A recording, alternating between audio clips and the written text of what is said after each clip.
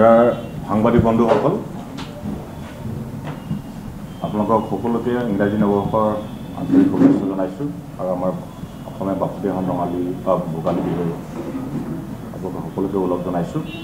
আৰু আজি আমাৰ অসম জাতীয় পৰিষদ দলৰ সন্মানীয় সাধাৰণ সম্পাদকৰ নেতৃত্বত আমি অসমত চলি থকা অবৈধ কয়লা খনন তাৰ বিষয়ে বৃহৎভাৱে আপোনালোকৰ ওচৰত আমি চৰকাৰী ঘৰক দৃষ্টিগোচৰ কৰাবৰ কাৰণে এটা সংবাদমেল আয়োজন কৰিছোঁ। গোটেই সংবাদমেলটো সম্বোধন কৰিবৰ কাৰণে দলৰ সাধাৰণ সম্পাদক জগদীশ ভূঞা ডাঙৰীয়াক আমি অনুৰোধ জনাইছোঁ।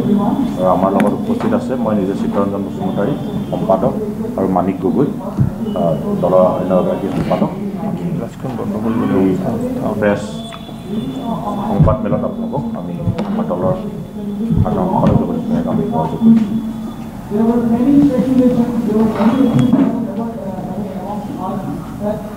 গ্লাছখন বন্ধ কৰিব চাওঁ লাগিছে।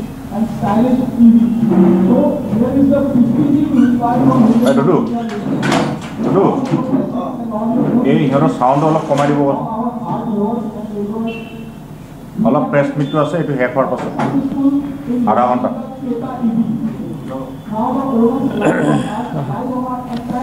সাংবাদিক বন্ধুসকল, আপোনালোকক অসম জাতীয় পৰিষদৰ সংবাদমেললৈ আদৰণি জনাইছোঁ, ধন্যবাদ জনাইছোঁ অহাৰ বাবে। আজি সংবাদমেলত মোৰ লগত আমাৰ দলৰ মোৰ ভাতৃপ্ৰতিম সতীৰ্থ সম্পাদক চিত্তৰঞ্জন বসুমতাৰী আৰু সম্পাদক মানিক গগৈ মোৰ লগত আছে। যোৱা কিছুদিন, যোৱা 6 জানুৱাৰীৰ পৰা অসমত এটা বৃহৎ কেলেংকাৰীৰ বাতৰিয়ে ধুমুহাৰ সৃষ্টি কৰি আছে। আৰু যিটো কেলেংকাৰী অসমৰ প্ৰকৃতি, অসমৰ সম্পদ লুণ্ঠনৰ লগত জড়িত। সেই বিষয়টোত ইতিমধ্যে কেইবাজনো লোকৰ মৃত্যু ঘটিছে উমৰাংচুত। উমৰাংচুৰ মৃত্যু ঘটনাটো বিক্ষিপ্ত আৰু একমাত্ৰ ঘটনা নহয়। উমৰাংচুৰ দুৰ্ভাগ্যজনক ঘটনাটো আচলতে পোহৰলৈ আহিছে। পোহৰলৈ নহাকৈ এনে বহু মানুহৰ মৃত্যু অসমৰ অবৈধ ৰেড হোল মাইনিঙত প্ৰতি বছৰে হৈ আছে। সামগ্ৰিকভাৱে যেতিয়া এটা অবৈধ কাৰ্যকলাপ চলি থাকে, এখন চৰকাৰৰ দায়িত্ব থাকে যে অবৈধ কাৰ্যকলাপটো বন্ধ হ'ব লাগে। কেতিয়াবা চৰকাৰৰ দৃষ্টিলৈ নাহে, গতিকে নাজানে, যেতিয়া দৃষ্টিলৈ আহে বন্ধ কৰিব লাগে। কিন্তু অসমত এনে এটা ব্যৱস্থাৰ এনে এখন চৰকাৰ চলি আছে যি ব্যৱস্থাত চৰকাৰখনৰ প্ৰত্যক্ষ পৃষ্ঠপোষকতাত অবৈধ কাম কাজক উদগনি যোগাই থকা হৈছে। আৰু সেই অবৈধ কাম কাজৰ পৰা সংগৃহীত অৰ্থ শাসক দলৰ ৰাজনৈতিক ফাণ্ডলৈ ৰূপান্তৰিত হৈ আছে। 6 জানুৱাৰী তাৰিখে যিটো ঘটনা উমৰাংচুত ঘটিল, তাৰ পাছত ৰাজ্যখনৰ মুৰব্বী মুখ্যমন্ত্ৰীগৰাকীৰ বিভিন্ন সময়ৰ বক্তব্য কিছু আপোনালোকক মই মনত পেলাই দিব বিচাৰিছোঁ। 6 জানুৱাৰীত দুৰ্ভাগ্যজনক ঘটনাটো সংঘটিত হোৱাৰ দিনাখন সন্ধিয়া মুখ্যমন্ত্ৰীয়ে সামাজিক মাধ্যমযোগে জনাইছিল যে উমৰাংচুৰ এটা কয়লা খনিত দুৰ্ঘটনাবশতঃ 9জন শ্ৰমিক আবদ্ধ হৈ আছে। তাৰপিছত তেখেতে জানিবলৈ দিলে যে সেনা বাহিনীৰ সহায় বিচাৰিছে। তাৰপিছত তেখেতে জনালে যে সেই মাইনিংটো অবৈধ যেন লাগিছে। তাৰপিছত তেখেতে ক'লে যে 6 শিডিউলত আমি কি কাম কৰিব পাৰিম সেই সম্পৰ্কত সাৱধানতে পৰীক্ষা কৰিবলগীয়া আছে। তাৰপিছত তেওঁ ক'লে যে এইটো অবৈধ নহয়, এবান্টন মাইনিং, 12 বছৰ তাত AMDC অপাৰেট কৰা নাই। সেইদিনা প্ৰথম দিনা তাত অপাৰেশ্যন হৈছিল, শ্ৰমিকসকল প্ৰৱেশ কৰিছিল, শ্ৰমিকসকলে অবৈধভাৱে প্ৰৱেশ কৰিছিল, কিন্তু মাইনিংটো বৈধ, অতি স্পষ্ট ভাষাত কৈছিল মুখ্যমন্ত্ৰীয়ে। তাৰপিছত কেবিনেটত যোৱা 2 দিন আগত সিদ্ধান্ত লৈ মুখ্যমন্ত্ৰীয়ে ঘোষণা কৰিলে যে তাত 220টা অবৈধ মাইনিং আছে, ৰেড হোল মাইনিং। এতিয়া আপোনাক ক্ৰনলজিটো চাব। প্ৰথম অৱস্থাত মুখ্যমন্ত্ৰী ডাঙৰীয়াই গোটেই বিষয়টো গাই এৰা মন্তব্যৰে জনসাধাৰণৰ দৃষ্টি আঁতৰাবলৈ প্ৰয়াস কৰিছিল। প্ৰথমে জানিবলৈ দিয়া নাছিল যে সেইটো এটা অবৈধ মাইনিং। তেখেতে এটা এবচাৰ্ডভাৱে কৈ থৈছিল যে এটা কয়লা খনিত এজিপ মানুহে বুজি পাব, ভাবিব যে এইটো এটা চৰকাৰী বিধিগত কয়লা খনিত এটা দুৰ্ঘটনা ঘটিছে। প্ৰথমে তেওঁ সেই বুলি কৈ বিষয়টো ঢাকিব বিচাৰিছিল। ঢাক নাখালে সংবাদ মাধ্যমৰ বিভিন্ন ৰাজনৈতিক দলে বিষয়টো উপস্থাপন কৰিলে, আমিও কৰিলোঁ। তাৰপিছত তেখেতে 6 শিডিউলৰ পাৰ্ট বুলি কৈ গা এৰা দিব বিচাৰিছিল। সেই কথাটো আমি চৰকাৰক কাউণ্টাৰ দিলোঁ যে মাটিৰ তলৰ খনিজ সামগ্ৰীসমূহ 6 শিডিউলৰ সম্পদ নহয়। গছ গছনিবোৰ, শিল বালিবোৰহে 6 শিডিউলৰ সম্পদ, মাটিৰ তলৰবোৰ কেন্দ্ৰীয় চৰকাৰৰ অনুমতি লাগিব। তাৰপিছত তেখেতে ক'লে যে এইটো অবৈধ মাইনিং নহয়, এবাণ্ডন মাইনিং। আমি তথ্য পাতিৰে প্ৰমাণ কৰি দিলোঁ যে এইটো অবৈধ মাইনিং। এতিয়া তেখেতে কৈ আছে যে তেনে 220টা অবৈধ মাইনিং আছে আৰু আমি ৰিটায়াৰ্ড জাষ্টিছ এগৰাকীক আমি তদন্ত কৰিবলৈ দায়িত্ব দিছোঁ আৰু এটা SIT ফৰ্ম কৰিম। ইয়াৰ পৰা এই কথাটো বুজক যে মুখ্যমন্ত্ৰীয়ে শেহতীয়া যিখিনি কথা ক'লে যে 220টা অবৈধ মাইনিং চলি আছে আৰু এগৰাকী জাষ্টিছক তাত দায়িত্ব দিছে তদন্ত কৰিবৰ বাবে। এই কথাষাৰ এগৰাকী মুখ্যমন্ত্ৰীৰ বুজি পাবলৈ ইমান দিন সময় লাগিল নেকি যে অবৈধ মাইনিং চলি আছে, যিষাৰ কথা আমি যোৱা 2 বছৰৰ পৰা নিৰবিচ্ছিন্নভাৱে এই অভিযোগ কৰি আহিছোঁ যে অবৈধ কোল মাইনিং চলি আছে, ৰেড হোল মাইনিং চলি আছে, যিটো ৰেড হোল মাইনিং 2014 চনৰ পৰাই গ্ৰীণ ট্ৰাইব্যুনেলে 2015 চনৰ পৰা মহামান্য উচ্চতম ন্যায়ালয়ে বেন কৰি থৈছে, বাৰণ কৰি থৈছে, নিষেধ কৰি থৈছে। বাৰম্বাৰ সোঁৱৰাই থকাৰ পাছতো চৰকাৰখনৰ দৃষ্টি তালৈ নগ'ল। তেওঁলোকে সেই অবৈধ ৰেড হোল মাইনিঙক সুৰক্ষা দিবলৈ প্ৰয়াস কৰিলে। শেষত দুৰ্ঘটনাটো ঘটিল আৰু দুৰ্ঘটনা ঘটাৰ পাছতো মুখ্যমন্ত্ৰীয়ে গোটেই বিষয়টোৰ পৰা ৰাজ্য চৰকাৰৰ দায়িত্ব আঁতৰাই জনসাধাৰণক বিভ্ৰান্ত কৰিবৰ বাবে ভিন্ন সময়ত ভিন্ন মতামত আৰু ভিন্ন বক্তব্য তেখেতে উপস্থাপন কৰি আছে।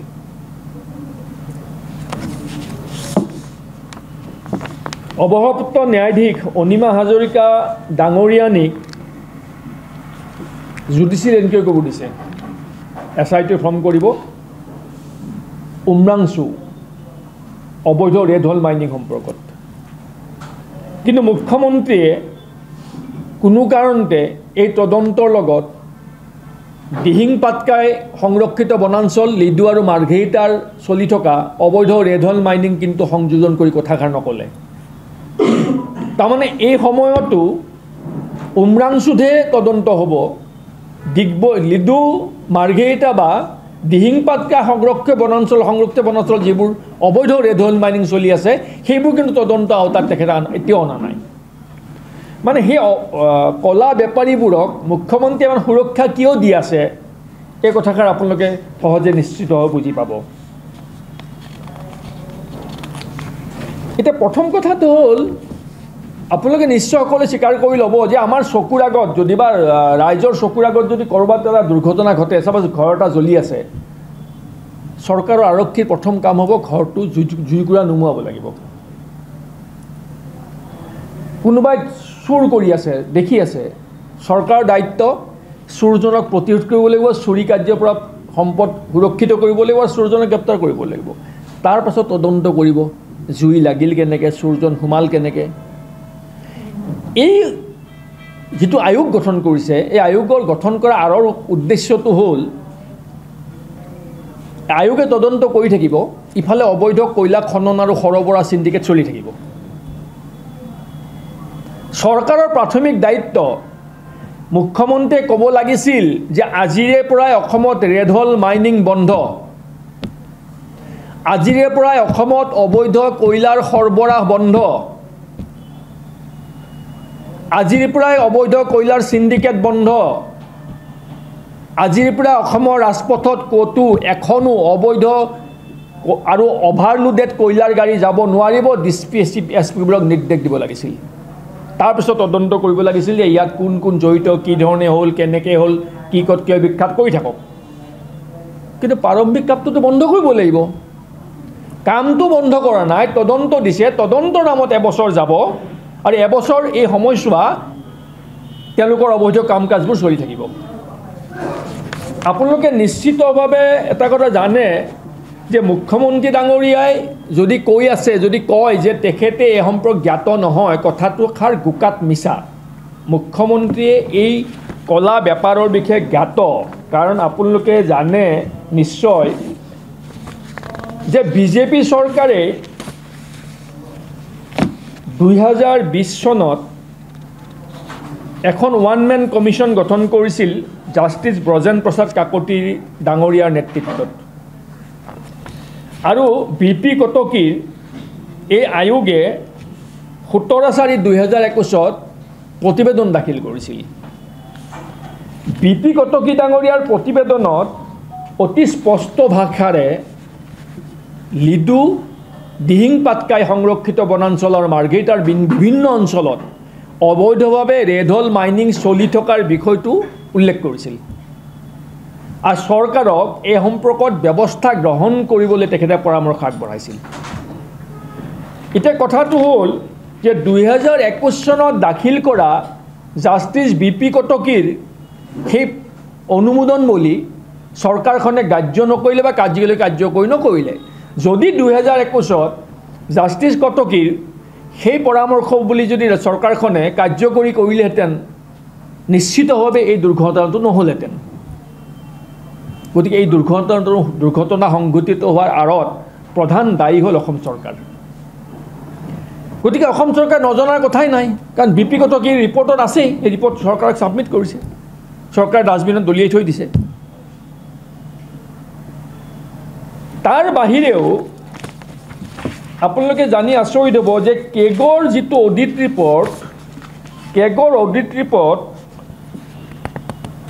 For the year ended 31 March 2022, এই অডিট ৰিপৰ্টত কেগে কি লিখিছিল, ইয়াত লিখিছিল যে Assam mineral development corporation, the company operated 2 coal mines, namely Gorompani coal extraction project and Khota Ardha coal extraction project. The company was also allotted June 92 to July 12 5 limestone mines blocks, area 861 hectare in Umrangso, of which 4 blocks were not in operation since their allotment. The company continued unauthorized mining activities in 2 coal mines and 1 limestone mines, despite not having Government of India approved mining plan, mining lease or environment clearance. তেওঁলোকে recommendation দিছিল preparation and submission of the mining plan in a timely manner and fixing responsibility for taking up mining activities without an approved mining plan, lease, etc. কেগে কৈ থৈ দিছে 2023 চনৰ 31 মাৰ্চত and হোৱা অডিটত যে তাত আসাম মিনাৰেল ডেভেলপমেণ্ট কৰ্পোৰেশ্যনে ইলিগলি কোল মাইনিং কৰি আছে গভৰ্ণমেণ্টৰ পাৰ্মিশ্যন নোহোৱাকৈ। গতিকে দুটা, এটা হ'ল জাষ্টিছ বি.পি. কটকীৰ তদন্ত আয়োগৰ প্ৰতিবেদন, আনটো হ'ল কেগৰ ৰিপৰ্ট। এই দুয়োটাতে স্পষ্টভাৱে অবৈধ মাইনিং চলি থকাটো সুস্পষ্টভাৱে প্ৰকাশ কৰিছিল। তাৰপিছত মুখ্যমন্ত্ৰীয়ে নাজানো বুলি যদি কৈ আছে কথাষাৰ, যদি নাজানে কথাষাৰ দুৰ্ভাগ্যজনক আৰু তেখেতৰ এইটো অদক্ষতা। এতিয়া উদ্দেশ্যটো মুখ্যমন্ত্ৰীৰ এইটো মই পূৰ্বতে ক'লোঁ যে যিকোনো উপায়ে এবছৰমান এই তদন্ত আয়োগে তদন্ত কৰি থাকিব, তেওঁলোকৰ কলা সাম্ৰাজ্যখন চলি থাকিব। এবছৰৰ পিছত প্ৰতিবেদন দাখিল কৰিব আৰু বি.পি. কটকীৰ প্ৰতিবেদনৰ নিচিনাকৈ সেইখন ক'ৰবাত ডাষ্টবিনত পেলাই থৈ দিব। নিৰ্বাচন আহিব, নিৰ্বাচনৰ ফাণ্ড কালেকশ্যনকে ধৰি গোটেই কামবোৰ তেওঁলোকৰ তেতিয়ালৈকে হৈ যাব।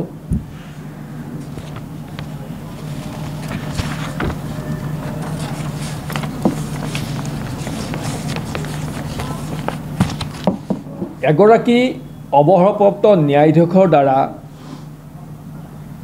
তদন্ত আয়োগ গঠন কৰি সেই তদন্ত আয়োগৰ প্ৰতিবেদন কাৰ্যকৰী নকৰি পেলাই থৈ দিলে কেইবাবছৰো তাৰপিছত পুনৰ এগৰ অৱসৰপ্ৰাপ্ত ন্যায়াধীশক একেটা কাম কৰাৰ দায়িত্ব প্ৰদান কৰাৰ দ্বাৰা ৰাজ্য চৰকাৰে ন্যায়িক ব্যৱস্থাটোক ভেঙুচালি কৰা নাই জানো? এগৰাকী ন্যায়াধীশৰ তদন্তৰ প্ৰতিবেদন পেলাই থৈ দিলে আৰু এগৰাকী অৱসৰপ্ৰাপ্ত ন্যায়াধীশক দায়িত্ব দিছে তদন্ত কৰিবলৈ।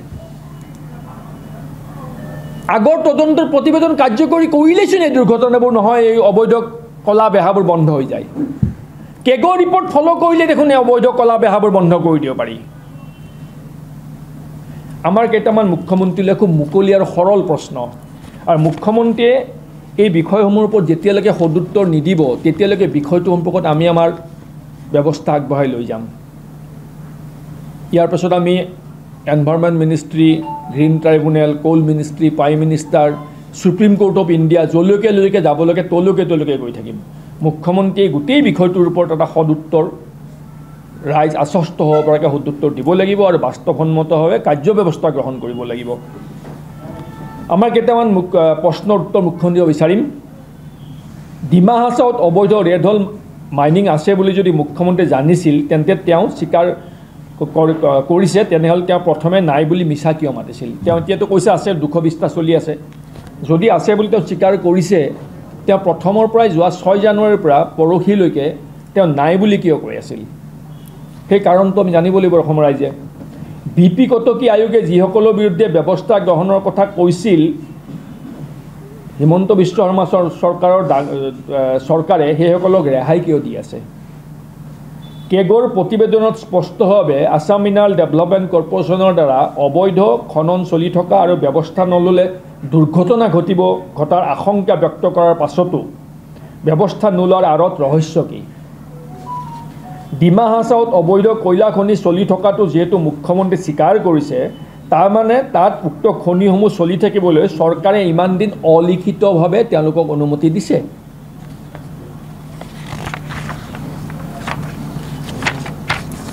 চৰকাৰ যদি জড়িত নহয়, ইমান ডাঙৰ এটা অবৈধ কাম চলি আছে, জিলা প্ৰশাসনে হস্তক্ষেপ কৰা নাছিল? যদি চৰকাৰ জড়িত নহয়, তিনিচুকীয়া জিলা প্ৰশাসন, মাৰ্ঘেৰিটা মহকুমা প্ৰশাসন, কাৰ্বি আংলং জিলা প্ৰশাসন, ডিমা হাছাও জিলা প্ৰশাসন, এই জিলা প্ৰশাসনৰ SP, DC, DFO, DTO এইসকলৰ বিৰুদ্ধে ব্যৱস্থা গ্ৰহণ কৰিব নালাগিছিল জানো? এই বিশাল বিয়াগুম এটা কেলেংকাৰী চলি আছে, ৰাজপথৰ ওপৰে চকুৰ আগেৰে অবৈধ কয়লা আহি আছে অবৈধভাৱে। সুপ্ৰিম কোৰ্টৰ বেন উলংঘা কৰি কয়লা খনন কৰিছে, এই কয়লা অবৈধভাৱে আনি আছে। তাৰ ওপৰত ট্ৰান্সপৰ্ট ৰুল ভাইলেশ্যন কৰি অভাৰলোডিং আনি আছে, কোনেও দেখা নাই। সৰু সুৰা অপৰাধত বিভিন্নজন গাড়ীৰ চালকক মানুহক হাৰাশাস্তি কৰা হয় ৰাজপথৰ ওপৰত। এই বিশাল বিয়াগুম কেলেংকাৰী, অসমৰ সম্পদ লুণ্ঠন হৈ আছে, সেই কেলেংকাৰীৰ বিষয়ত চৰকাৰ নীৰৱ, জিলা প্ৰশাসন নীৰৱ। এইটো কেনেকৈ গ্ৰহণযোগ্য হ'ব পাৰে? আৰু কেগে কৈছিল ৰেছপনচিবিলিটি ফিক্স কৰিব লাগে। তো আছাম মিনাৰেল ডেভেলপমেণ্ট কৰ্পোৰেশ্যনৰ নিৰ্দেশনাত উমৰাংচুৰ ডিফুট কাৰ্বি আংলঙত চলি আছে, ৰেছপনচিবিলিটি তেওঁক ফিক্স কৰিব লাগিছিল। ডিগবৈ সংৰক্ষিত, ডিগবৈ ফৰেষ্ট ডিভিজনৰ আণ্ডাৰত দিহিং পাটকাই সংৰক্ষিত বনাঞ্চল, লিডুৰ মাৰ্ঘেৰিটা অঞ্চলত ৰেড হল মাইনিং যে চলি আছে অবৈধভাৱে, সেইবিলাক যোনে চলাই আছে তেওঁলোকৰ ওপৰত ব্যৱস্থা গ্ৰহণ কৰিব লাগিছিল। কেগৰ পৰামৰ্শ, BP কটকীৰ পৰামৰ্শ। কিন্তু এনেধৰণৰ কোনো ধৰণৰ কথা নহ'ল, কোনো ধৰণৰ গোচৰ ৰুজু নহ'ল। এইটো ক্লিয়াৰলি ক্ৰিমিনেল নেগলিজেঞ্চৰ ঘটনা। যদি এই প্ৰিকশ্যন ল'লেহেঁতেন তেতিয়াহ'লে সেই শ্ৰমিককেইজনৰ মৃত্যু নহ'লহেঁতেন। এই প্ৰশ্নকেইটাৰ উত্তৰ মুখ্যমন্ত্ৰীয়ে আমি দিয়াটো বিচাৰিছোঁ, আৰু আমি এইটো দাবী জনাইছোঁ যে মুখ্যমন্ত্ৰীয়ে চালেবেৰে কোবাই ভিন্ন সময়ত ভিন্ন কথা কৈ জনসাধাৰণক বিভ্ৰান্ত কৰাৰ পৰিৱৰ্তে তেখেতে যিহেতু স্বীকাৰ কৰি ল'লে যে তাত 220টা কোল মাইন চলি আছে অবৈধভাৱে, একে সময়তে তেখেতে লিডু মাৰ্ঘেৰিটা আৰু ডিগবৈ ফৰেষ্ট ডিভিজনৰ আণ্ডাৰত দিহিং পাটকাই সংৰক্ষিত বনাঞ্চলৰ বিষয়টো তেওঁ এৰাই চলিছে। আমি মনত পেলাই দিছোঁ। মুখ্যমন্ত্ৰী আজিৰে পৰাই কয়লাৰ অবৈধ খনন, সৰবৰাহ আৰু চিণ্ডিকেট বন্ধ কৰাৰ ব্যৱস্থা গ্ৰহণ কৰক তাৎক্ষণিকভাৱে। দীৰ্ঘদিনৰ পৰা এই অবৈধ খনি নিয়ন্ত্ৰণ কৰি থকা আছাম মিনাৰেল ডেভেলপমেণ্ট কৰ্পোৰেশ্যনৰ MD আনন্দ নটৰাজনক গ্ৰেপ্তাৰ কৰক। লিডু মাৰ্ঘেৰিটা আৰু দিহিং পাটকা সংৰক্ষিত বনাঞ্চলত যিসকলে অবৈধ কয়লা খননৰ কাম চলি আছে, কয়লা সৰবৰাহ কৰি আছে, তেওঁলোকৰ বিৰুদ্ধে কঠোৰ ব্যৱস্থা কৰি তেওঁলোকক তাৎক্ষণিকভাৱে গ্ৰেপ্তাৰ কৰক। এই তিনিখন জিলা প্ৰশাসনৰ চকুৰ আগেৰে অবৈধ কয়লাৰ সৰবৰাহ হৈ আছে, অবৈধ কয়লা খনন চলি আছে। এই তিনিখন প্ৰশাসনীয় জিলা DCSP, সেই ডিভিজনৰ DFO দ্বিতীয় কেইজনৰ বিৰুদ্ধে কঠোৰ বিভাগীয় ব্যৱস্থা গ্ৰহণ কৰক। এই অবৈধ কয়লা যিসকলে ক্ৰয় কৰিছে, অবৈধ কয়লা বিক্ৰী কৰা অপৰাধ, ক্ৰয় কৰা অপৰাধ। কাৰণ আমি যদি কোনোবাই যদি কিবা এটা বস্তু বজাৰৰ পৰা কিনে বা কাৰোবাৰ পৰা কিনে, সেইটো যদি চুৰি বুলি গম পায়, কিনাজনো এৰেষ্ট হয়, বিক্ৰী কৰাজনো এৰেষ্ট হয়। গতিকে অবৈধ মাইনিঙৰ কয়লা যিবোৰে ক্ৰয় কৰিছিল, বিশেষভাৱে চিমেণ্ট কোম্পানী, ডাঙৰ বিক্স কোম্পানীবিলাকে, তেওঁলোকৰ বিৰুদ্ধে আইনগত ব্যৱস্থা ল'ব লাগে, তেওঁলোকক গ্ৰেপ্তাৰ কৰিব লাগে। ডালমিয়া চিমেণ্টে 5 লাখ মেট্ৰিক টনতকৈ বেছি কয়লা ক্ৰয় কৰিছে, ইলিগেল মাইনিঙৰ কয়লা। ডালমিয়া চিমেণ্টে ক্ৰয় কৰি আছে, টপচেম চিমেণ্টে ক্ৰয় কৰিছে, বিনয় চিমেণ্টে ক্ৰয় কৰিছে। গতিকে চিমেণ্ট কোম্পানীকেইটাৰ বিৰুদ্ধেও অবৈধ আৰু চুৰি সামগ্ৰী ক্ৰয় কৰাৰ অপৰাধত তেওঁলোকৰ বিৰুদ্ধে ক্ৰিমিনেল প্ৰচিকিউশ্যন ষ্টাৰ্ট হ'ব লাগে। মুখ্যমন্ত্ৰীয়ে এটা ইণ্টাৰেষ্টিং কথা কৈছে। তেওঁ মানে বিষয়টোৰ গভীৰতা বুজাবলৈ তেওঁ কৈছে যে আমি ছেটেলাইট ইমেজ ল'ম, আজিৰ পৰা 5 বছৰ 10 বছৰ এনেকৈ পিছুৱাই গৈ থাকিম, কেতিয়া হ'ল উলিয়াবৰ কাৰণে। মুখ্যমন্ত্ৰী ডাঙৰীয়াই পাহৰি গৈছিল যে 2014 চনৰ আগত ৰেড হল মাইনিং ইলিগেল নাছিল, 2014 পাছতহে বেন হৈছে। 2014 আগত যদি ৰেড হল মাইনিং কোনোবাই কৰিছিল বা চলি আছিল, সেইটো অবৈধ নাছিল, সেইটো বেন নাছিল সুপ্ৰিম কোৰ্টৰ। গতিকে ইমান দূৰলৈ ইয়াণ্ডাবু সন্ধিলৈকে যাব নালাগে ৰেড হল মাইনিং চাবলৈ, 2014লৈকে উলিয়াই দিলে হ'ল। আৰু 14 কেন্দ্ৰত তেওঁলোকৰ চৰকাৰ, 16ৰ পৰা অসমত তেওঁলোকৰ চৰকাৰ। বেন হৈছে 14 চনৰ পৰাহে। গতিকে কথাটো বিভ্ৰান্তি কৰোঁ, তেওঁ আঁতৰে বেলেগ ফালে লৈ যাব বিচাৰিছে। SIT গঠন কৰিব, কেনেকৈ খান্দিলে, কোনে খান্দিলে পৰীক্ষা কৰিব, খুব ভাল কথা। আমি কৈ আছোঁ যে প্ৰথমে প্ৰিকশ্যনটো লৈ লওক, বন্ধ কৰি লওক, ৰেড হল মাইনিংবোৰ বন্ধ কৰক, কয়লাৰ সৰবৰাহটো বন্ধ কৰক, চিণ্ডিকেট বন্ধ কৰক, এইবোৰ সম্পত্তি চলাই থকা মানুহবোৰক গ্ৰেপ্তাৰ কৰক। তাৰপিছত SITয়ে তদন্ত কৰক আৰু কোন জড়িত আছে আপোনালোকে খান্দক কিমান পাৰে, আমাৰ সহযোগ আৰু শুভেচ্ছা থাকিব। অবৈধ কয়লাৰ সৰবৰাহ বন্ধ কৰিবৰ বাবে মুখ্যমন্ত্ৰী ডাঙৰীয়া DCSPবোৰক আজি নিৰ্দেশ দিয়ক। আমি কথা দিছোঁ, ক'ৰবাত যদি অবৈধ কয়লাৰ সৰবৰাহ হৈ থাকে, আমাৰ দলৰ সতীৰ্থসকলে সেই কয়লাৰ সৰবৰাহ কয়লাৰ ট্ৰাক ৰখাই আৰক্ষী আৰু প্ৰশাসনক খবৰ দি চৰকাৰখনক সহযোগ কৰাৰ বাবে আমাৰ দলীয় কৰ্মীসকল আগবাঢ়ি আহিব। কিন্তু এতিয়া দিগদাৰ ৰখাবলৈ, কাৰণ ৰখালে এতিয়া কাৰণ চৰকাৰৰ আশীৰ্বাদ পুষ্ট অবৈধ গাড়ী গৈ আছে, কেনেকৈ ৰাখিব? সেইকাৰণে ইচ্ছা কৰিলেও বহুতে ৰখাব নোৱাৰে।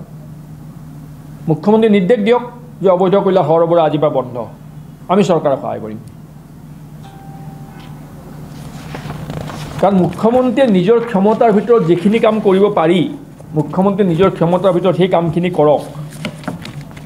যিখিনি কাম তেখেতৰ ক্ষমতাৰ ভিতৰত নাই, সেইখিনিৰ বাবে বা তেখেতে উদ্ভাৱন কৰিব পৰা নাই, সেইখিনিৰ বাবে তদন্ত কৰক। কিন্তু যিখিনি চকুৰ আগত ঘটি আছে সেইখিনি প্ৰতিৰোধ কৰক আৰু অধিক বিভ্ৰান্তিকৰ কথাৰে যেন ৰাইজক আৰু বিভ্ৰান্ত নকৰে, তাৰ বাবে মুখ্যমন্ত্ৰীক বিনম্ৰতাৰে আমি অনুৰোধ জনাইছোঁ। 6 জানুৱাৰীৰ পৰা পৰহিলৈকে তেখেতে প্ৰায় 4টা-5টা ভিন্ন বক্তব্য ৰাখিলে একেটা ঘটনাৰ ওপৰত। আমি অনুৰোধ জনাম ইয়াৰ পাছৰ বক্তব্যটো যেন আৰু সুকীয়া নহয়। ইয়াৰ পিছৰ বক্তব্যত মুখ্যমন্ত্ৰী বা এইটোৱে জানিব বিচাৰিম যে আজিৰ পৰা অবৈধ খনন, অবৈধ সৰবৰাহ, অবৈধ চিণ্ডিকেট বন্ধ, আমি সেই কথাষাৰ মুখ্যমন্ত্ৰীৰ মুখৰ পৰা শুনিব বিচাৰিম।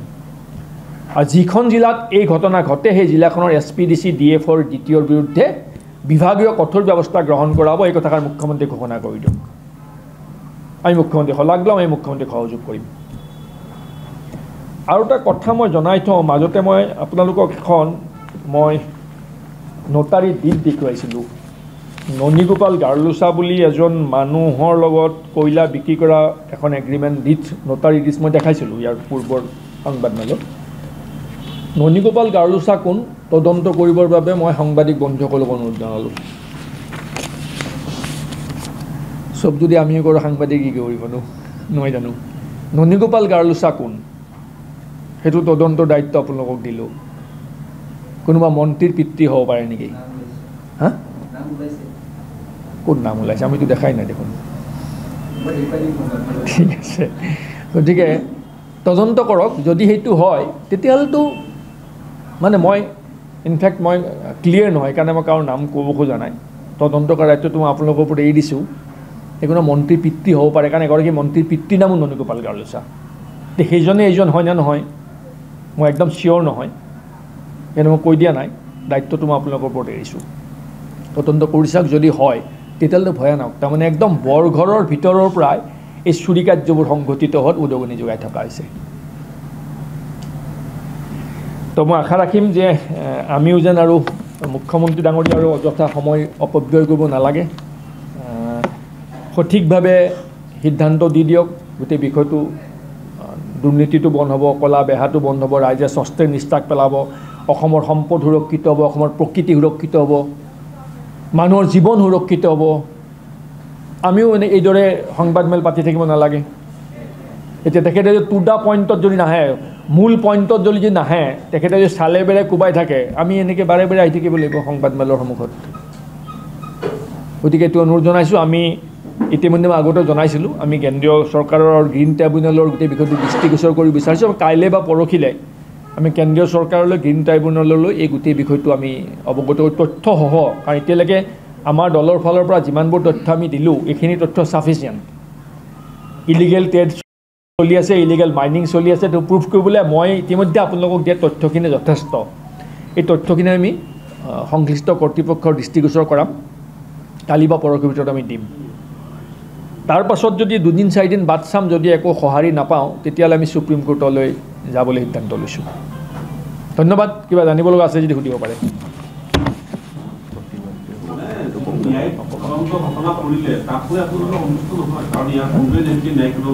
সেই কথাটোকে কৈছোঁ যে ন্যায়িক তদন্ত পূৰ্বে বি.পি. কটকীক দি বিজেপি চৰকাৰে দিছিল এবছৰৰ পাছত তদন্তৰ প্ৰতিবেদন দাখিল কৰিছিল তেওঁলোকে ৰেকমেণ্ডেশ্যন দিছিল যে এইবিলাক ভয়াৱহভাৱে চলি আছে প্ৰকৃতিৰ বিনষ্ট হ'ব মানুহৰ জীৱন ক্ষতি হ'ব পাৰে দিহিং পাটকাই বনাঞ্চলত ব্যাপকভাৱে চলি আছে এইবোৰ বন্ধ হ'ব লাগে এইবোৰ পৰামৰ্শ চৰকাৰক দিলে চৰকাৰে প্ৰতিবেদন ডাষ্টবিনত পেলাই থৈ দিলে এতিয়া আৰু এখন আয়োগ গঠন কৰিছে আয়োগ গঠন কৰি যদি আয়োগে দিয়া পৰামৰ্শ কাৰ্যকৰী নকৰে তেনেকুৱা হাজাৰ আয়োগ গঠন কৰি থাকিব টাইম কিল কৰিবৰ কাৰণে আৰু ফেলে একে সময়তে তেওঁলোকৰ কলা বেহাখন চলাই থাকিব কলা বেপাৰখন সেইটো কেনেকৈ হ'ব পাৰে আগে বন্ধ কৰক বি.পি. কটকীৰ ৰিপৰ্টটো এক্সিকিউট কৰক কেগৰ প্ৰতিবেদনখনৰ পৰামৰ্শ বুলি কাৰ্যকৰী কৰক তাৰ পাছতো যদি ভাবে এছ.আই.টি গঠন কৰিব লাগে আৰু এখন ন্যায়িক আয়োগ লাগে কাৰণ আগৰখন মষ্টলি বোধহয়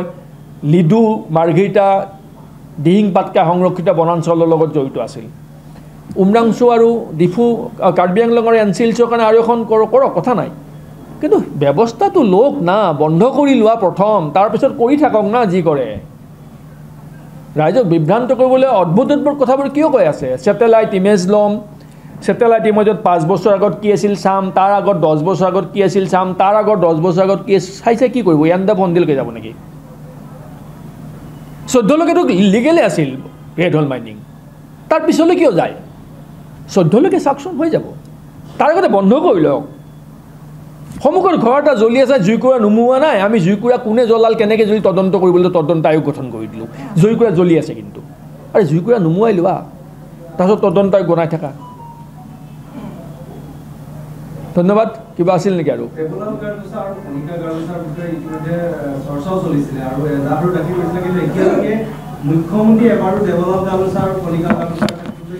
নহয় তেওঁ নিৰ্দোষী বুলি কৈ আছে তেওঁলোক দোষী নহয় বুলি কৈছে কণিকা গাৰ্লছাৰ নামত কণিকা বুজাই নেকি ন তেওঁৰ নামত যিখন মইতো প্ৰথম দিনাখনে এই চালানখনটো কণিকা হোজাই নামত চালান এখনটো মই প্ৰথমতে দেখুৱাইছোঁ প্ৰথম প্ৰেছমিটতে দিছোঁ এইবিলাক তথ্য চালান ইছ্যু হৈছে মই আগতে কৈছোঁ 13টা মুঠ 13টা গ্ৰুপক তাত মাইনিং কৰিবলৈ আছাম মিনাৰেল ডেভেলপমেণ্ট কৰ্পৰেশ্যনে অথৰিটি দিছে তাৰ ভিতৰত কণিকা হোজাই এগৰাকী গতিকে মুখ্যমন্ত্ৰীয়ে এটা শব্দ নাই কোৱা কিয় কোৱা নাই কাৰণ দিছপুৰৰ পৰাই এই সমগ্ৰ কলা বেপাৰটো দিছপুৰৰ পৰা নিয়ন্ত্ৰণ হৈ আছে তেওঁলোকৰ এতিয়া উদ্দেশ্য হ'ল যে আৰু এবছৰ এই ন্যায়িক আয়োগ গঠন কৰি ৰাইজক শান্ত কৰি থৈ যে আমিতো তদন্ত দি দিলোঁ ৰাইজ ঠাণ্ডা হৈ বহি থাকিব এবছৰ কিবাকৈ টানি দিব লাগে তদন্ত ন্যায়িক আয়োগে ৰিপৰ্ট নিদিয়ে ইলেকশ্যনৰ পিছত দিম বুলি ক'ব কলা বেহাখনটো চলি থাকিব পলিটিকেল ফাণ্ডটোতো আহি থাকিব আমি কৈছোঁ তদন্ত কৰক আগে বন্ধ কৰি লওক আজিৰে পৰা বন্ধ কৰক যিটো মুখ্যমন্ত্ৰী প্ৰেৰগতি মুখ্যমন্ত্ৰী পাৰে এটা মাত্ৰ নিৰ্দেশে দিব লাগে SPDCক যে এখন অবৈধ কয়লাগাড়ী ৰাস্তা চলিব নোৱাৰি বাছ ক্লিয়াৰ মুখ্যমন্ত্ৰী অৰ্ডাৰ দি দিয়ক আমি আজিৰ পৰা বহি গ'লোঁ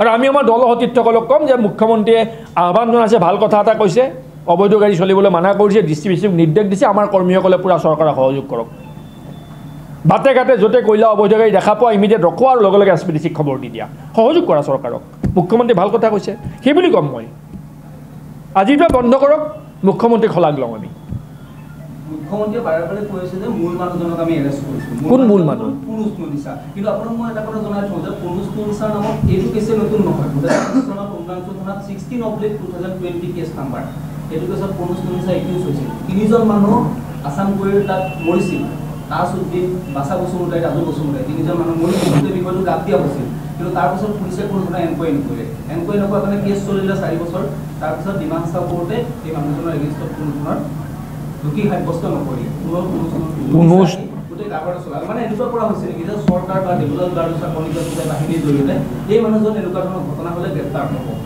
পুনুজ নুনিছাৰ লগত ডাঙৰ ডাঙৰ মানুহৰ সম্পৰ্ক আছে এইবিলাকৰ ফটো ইতিমধ্যে ছ'চিয়েল মিডিয়াত ভাইৰেল হৈছে প্ৰথম কথা হ'ল যে পুনুজ নুনিছাক কিয় গ্ৰেপ্তাৰ কৰিছিল মুখ্যমন্ত্ৰী সেইটো এটা বিভ্ৰান্তিকৰ কথা পুনুজ নুনিছাক মুখ্যমন্ত্ৰীৰ ভাষ্যত যে মাইনিংটো বৈধ এবাণ্ডন মাইনিং তাত প্ৰৱেশ কৰা শ্ৰমিকখিনি অবৈধ আছিল গতিকে শ্ৰমিকখিনিক তালৈ যোনে আনিছিল আমি সেইজনক গ্ৰেপ্তাৰ কৰিছোঁ তাৰমানে পুনুজ নুনিছাই অবৈধভাৱে শ্ৰমিক তালৈ আনিছিল সেইকাৰণে তেওঁ গ্ৰেপ্তাৰ হৈছিল এতিয়া মুখ্যমন্ত্ৰীয়ে কৈছে 220টা অবৈধ মাইনিং চলি আছে যদি মাইনিংটো অবৈধ হয় তে লেবাৰকেইটাতো অবৈধ নহয় মাইনিঙে অবৈধ তে মাইনিং চলোৱা মানুহজন প্ৰথম গ্ৰেপ্তাৰ হ'ব লাগে গতিকে খুব পৰিকল্পিতভাৱে আৰু খুব অতি নিৰ্লজ্জভাৱে আচলতে এইটো বৰ লজ্জাজনকভাৱে মানে এক্সপ'জ কৰিছে চৰকাৰখনে এই গোটেই কেলেংকাৰীৰ চৰকাৰখন এই ধৰণে ইনভল্ভ যিটো অতি লজ্জাজনকভাৱে এক্সপ'জ এই গোটেই কলা বেহাটো চৰকাৰৰ প্ৰত্যক্ষ পৃষ্ঠপোষকতাত চলি আছে সেই কথাটো নগ্নভাৱে প্ৰতিষ্ঠা হৈ গৈছে ইয়াৰ পাছত তেওঁলোকে নিজক থাকিব নোৱাৰিব এতিয়া সঁচাকৈ যদি তেওঁলোকে অকণমানো লজ্জাবোধ আছে তেতিয়াহ'লে এই ব্যৱসায়টো বন্ধ কৰক আজিয়ে নিৰ্দেশ দিয়কচোন আমি কৈছোঁ আমি শলাগ ল'ম বুলি